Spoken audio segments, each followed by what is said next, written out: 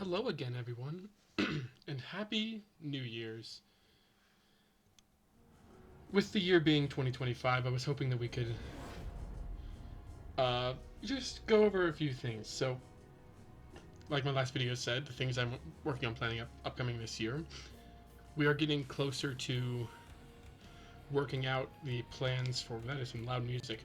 We're getting closer to working out the plans for the special 3-shot that I'm going to record. But I figured to do a little bit of deep rock. This video might end before I finish the mission, but oh well. A little bit of stuff I was thinking about recording, but I can show a few things with the upcoming book, not quite with the upcoming little mini book that takes place after it.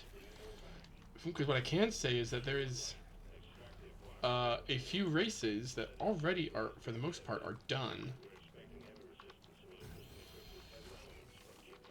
And I say for the most part because I mean they haven't really fully been play tested, but the general idea for what they all have is pretty much done. But I can share each of those just in this video while I'm going about. I thought that was a Volk. But essentially, yeah, let's go over each of them just while we're here. So there is currently three races in this book and a handful of sub races, or I guess species as you would call them now, because 2024 will update, which I will make it to abide by. I don't know if everyone will agree, but I will try to keep it updated because in general, I mean, I like going with the most updated version. Not everyone can agree on that, but I think in general, for the most part, it's just better.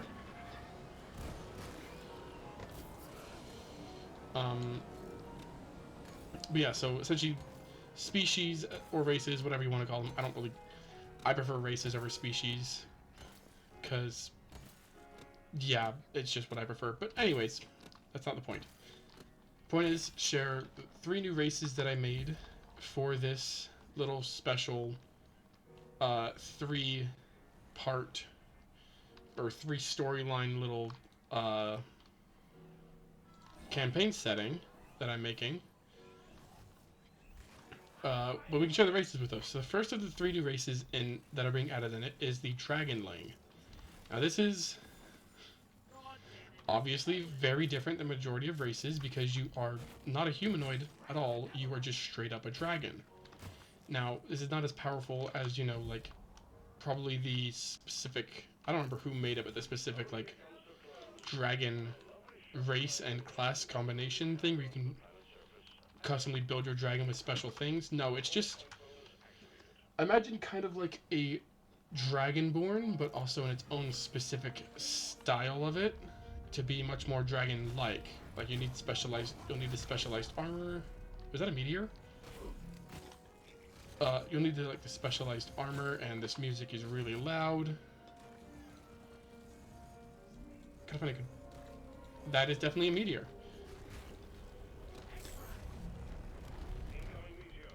Yeah, you need like the specialized armor for it. But one of these races I'm working on also have some like really special features. So first off, talking over the Dragonling, the dragon just straight up being a dragon, or as they're listed, they're half dragons, but they take on the draconic. They take on much more of the dragon parent traits, or the dragon traits, much more than a humanoid traits. If that makes sense. But yeah, so like their special thing is, yes, of course they have a breath weapon, but I mean you can't make a breath weapon always powerful because it's just no fun for the people who aren't that, where they just go like, yeah, breath weapon does a lot of damage. So with their breath weapon, different from the Dragonborn's breath weapon, it does have a set damage, which is pretty good. It's pretty good damage. Slightly better than a cantrip, maybe kind of on scale depending on the cantrips that are being used. It does use D8s, and it starts out at 2d8, but that's not the point, because the point is you can expend spell slots to increase the damage of your breath weapon. So if you want to play a dragon sorcerer, but you want to just put all of your spell slots, or put some spell slots into your breath weapon, you can increase the damage by a d8 per spell level, which I think is a pretty cool thing. Oh, I missed. grab that one. Ooh, there's a Rich down there. But yes, that is kind of the dragonling, the half dragon.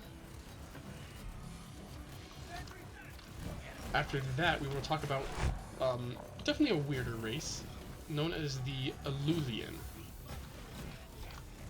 Now, the Alulian, as you can see here, because I'll put it up on the screen for a little bit, they definitely are different.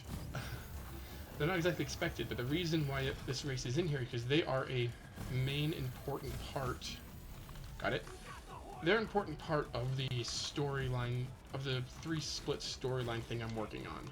Because like I said in my previous video, it's kind of like a little mini war, or little mini war, a war between the two factions, that being, you know, the Alulians, which is this race of aliens, and the Kolsk, which I have another video on my channel about them, which are essentially based off of the Protoss and the Zerg from StarCraft and StarCraft 2. So, like, in this upcoming thing, there'll be 3 storylines. One storyline where the party assists one army, and one where they assist the other army, so one where they're assisting the Kolsk, one where they're assisting the Alulians, all depends on their choices they make early on. And their third timeline is one where they don't assist either and work in the shadows to take them both down.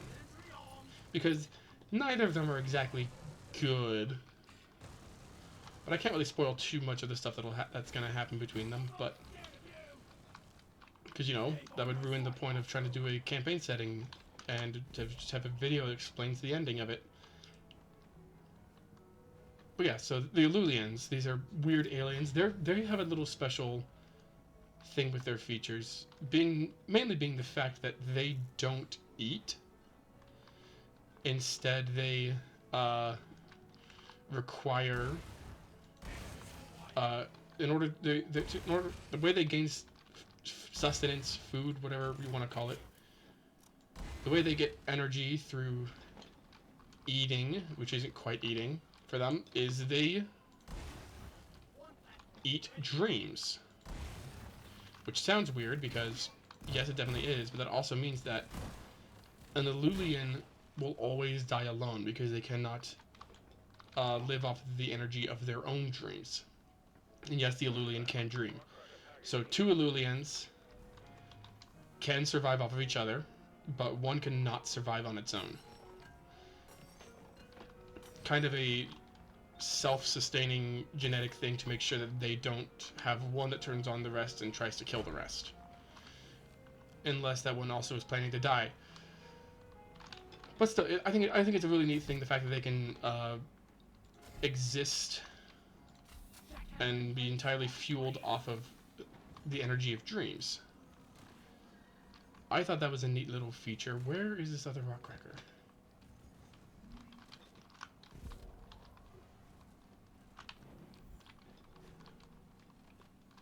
There it is. Yeah, I figured it was a really neat thing to do that. That'd be pretty fun take on the I don't need to eat, but because the whole species not needing to eat thing can be fun depending on the things, like especially for like most robotic races, just not needing to eat, because that makes sense. Why would you need to eat? You're a robot.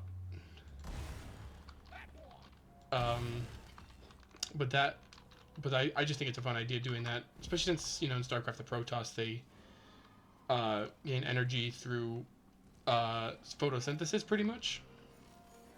Not exactly. I'm not gonna go into detail. I'm just pretty sure that's how that goes. And yes, I just killed that slasher when I had Steve. When I could have Steved him. I don't care. But yes, well, that leads us into the third race. So this doesn't quite have a full name yet. I'm just calling it the Living Weapon. But this race is kind of as it says. It is a living weapon. The way this race works is that they were a magical weapon that had gained sentience, but it also has gained magic power, and has gained enough magic power that it can create its own humanoid form to walk around with and to live as, pretty much. This humanoid form allows them to uh, keep up their own... This humanoid form allows them to summon their weapon form, which is their true form, because, you know, they were originally a magic weapon. But what I mostly like about these guys is the fact that it's not just like, you know, it could look like a regular person, but think about it in the way that this is what a weapon thinks a humanoid looks like.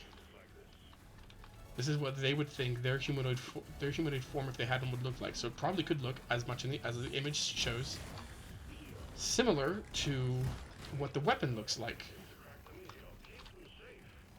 So, like, as you see in the image, they had this red and black, sharp-looking individual, kind of like a tiefling, when their weapon that they are, their true form, is a scythe.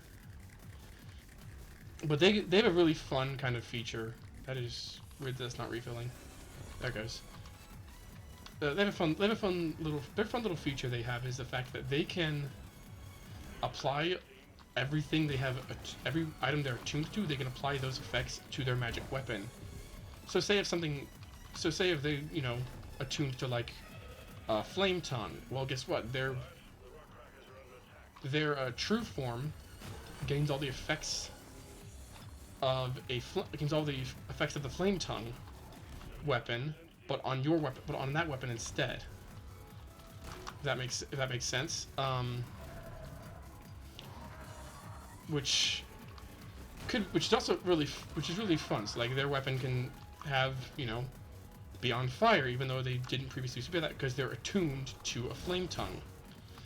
But if the weapon they're attuned to has charges, they essentially have it so the weapon still has charge. The weapon would still have its charges, but the charges are being used through the weapon. So it's not like you can use the charges on the magic item, and if you run out, you then just start using them on the weapon. No, it's like shared charges. But what's neat is that suddenly becomes 3 attunements on one item, which the reason why that's cool is because you are able to turn into your true form as a free action. You can just, no, as a bonus action, I believe, or action. I don't remember exactly what it is, but I wrote it down. You can essentially turn into your true form, and others can use you. So, and a person can technically attune to you. So you can essentially fit 3 attunements into a single attunement. However, when you're in your true form, you can't really do anything. You're just a weapon.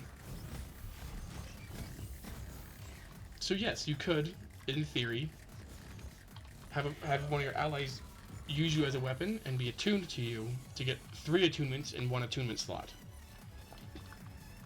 But then, at that point, you are also down a player. So it could be cool in a way to do that. And this does not stack. A living weapon, as they're currently called, cannot attune to another living weapon. So they can't exactly cheese it to get infinite attunements, because there's a handful of them. If that makes sense.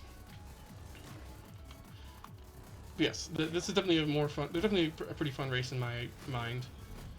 I'm not going to go over the sub races I was talking about earlier today, because I'm honestly not even sure if they're going to make it. They're just kind of like an idea, and we'll see how it goes through as we get closer, but yeah. It's not a big priority for me. But the last thing we can talk about while we're here, some more stuff for this. I really just don't stop, do I? I have made 2 more classes. That's all I'm going to make for this book. I'm not going to make more classes unless I really, really feel like it. But the 2 classes I've made, one of them is called the Brigadier, and one of them is called the Gunslinger. Now, a Gunslinger is pretty obvious what they do.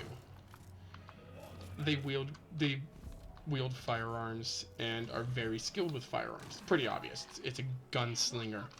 The Brigadier is the one that's less clear on what they do, but in my opinion, very, very cool. So the Brigadier is going to be the only class that gets proficiency in a specific weapon, and their whole class is built around the use of this specific weapon. This specific weapon being a cannon. that they carry. So they're carrying a full-on cannon. They are a explosive ranged fighter that uses a... It's going to be using a strength-based ranged weapon. And everything is built around the use of your cannon that you use. This Brigadier, I got the idea for the class through playing For the King, which I almost played for. I almost played while going through this video. I almost had that playing in the background, but decided not to because that one takes a little bit more strategy for me since I'm still new to it. But no, I got the idea from For the King because in that, when I played with my friends, I played a busker, and very early on, my character got a cannon, and then got a thing that gave them 2 primary actions and 2 secondaries, so I just... in the mid-game, I was just destroying everything. It was really fun. But no, they kind of based off of that, like, you know, using a cannon and doing area damage with their weapon.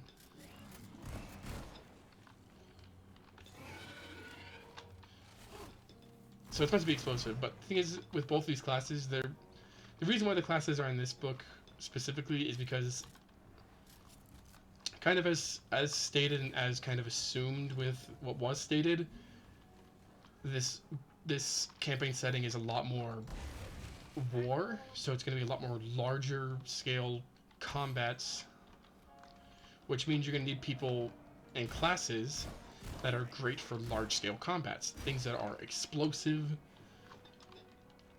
without running out of resources too quick, like not like a spellcaster, and things that can do a lot. So like a fighter is actually really great in a war scenario because they don't have many resources, but they can attack a lot. Kind of the reason why gunslinger is so much fun, because they have things that allow them to spend it one turn to lock onto a bunch of enemies, and then on their next turn they make attacks against all of them within their range. So they can essentially, a gunslinger in war can just lock onto like 50 enemies within them and make one single attack against all of them, which is really cool. And it just uses a general to hit and general damage if there's a lot, because no one wants to go through that much. The whole point is making war combat faster. But yes, the gunslinger and the brigadier. Ever since I started making the brigadier class, it's been in my head nonstop. Honestly, it's not been play tested yet. I only recently started this, but this is probably one of the classes I am most excited about to play test some and play around with, because wielding a massive cannon that no one else can even use just sounds so much fun.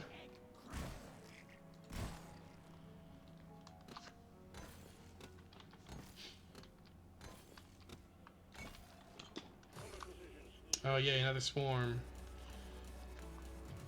But yeah, just figured I wanted to get some update news. I'm about to get into one of my D&D games later today, so honestly, by the time this video comes out, it might be past that game.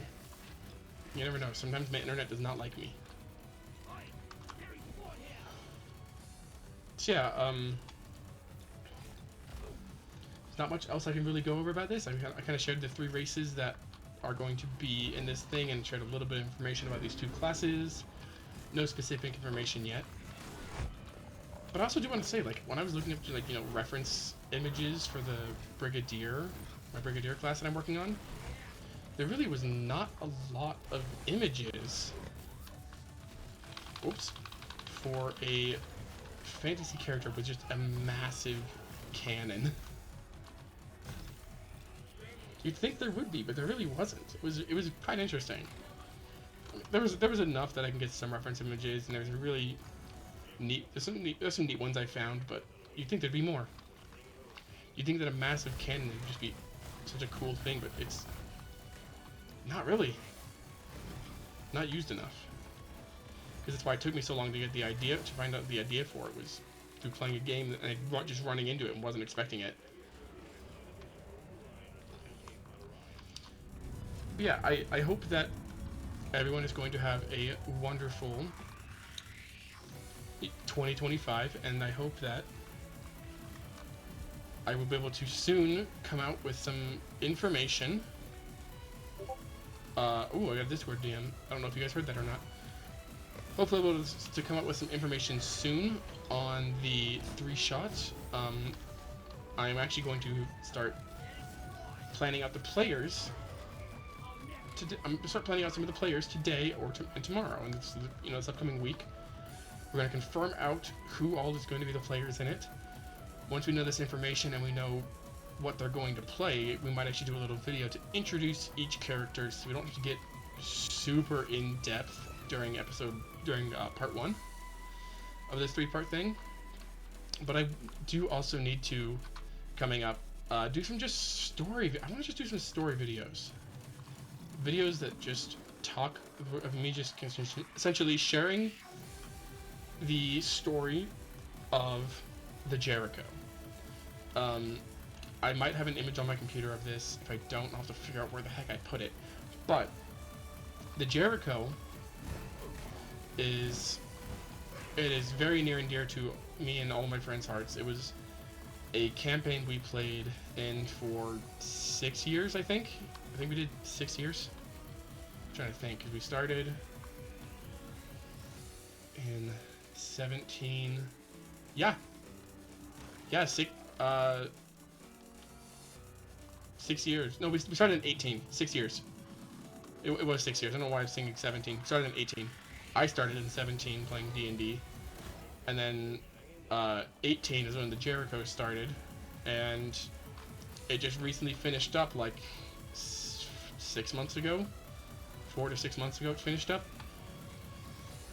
So I want to be sharing stories about that because that is going to be some of the reference to this 3-shot. It's going to be some references vaguely to that.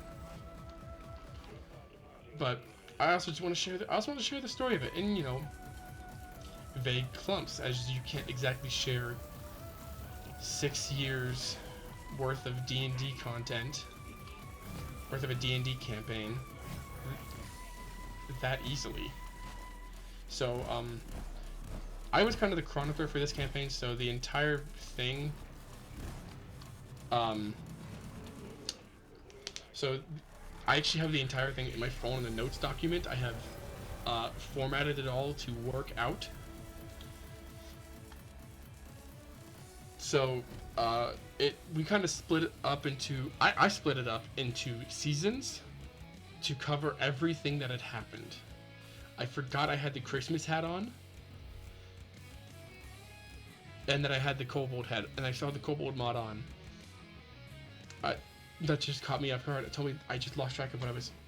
Okay. Anyway, I split up the entire campaign into seasons and episodes, and I'm not gonna go over each episode. Each video is gonna be a season, so there'll be 8 episodes on the channel, going over each season and the best I can to go over what happened during each seasons and major important parts without causing issues, because I know some people in it don't really want much information shared on their characters because they, it's personal to some people. So I can share it the best I can without messing up any information, messing up anything like that. We'll see where it goes. But yeah, thank you for watching and have a wonderful 2025.